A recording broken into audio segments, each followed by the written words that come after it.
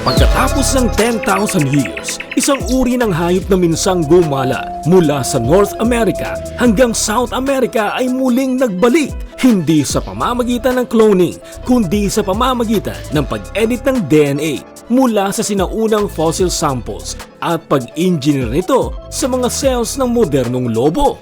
Ang direwolf, oo, yung malaking lobo na parang nasa Game of Thrones ay hindi na extinct.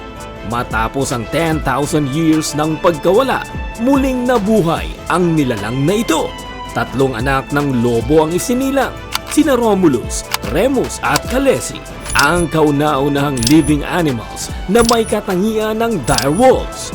Ginamit ang mga domestic dog bilang surrogate mothers at ngayon, buhay na ulit ang nilalang na akala natin ay tuluyan nang nawala. Ito'y hindi lang tagumpay ng siyensya, kundi panibagong pag-asa para sa kalikasan at sa kinabukasan ng mundo.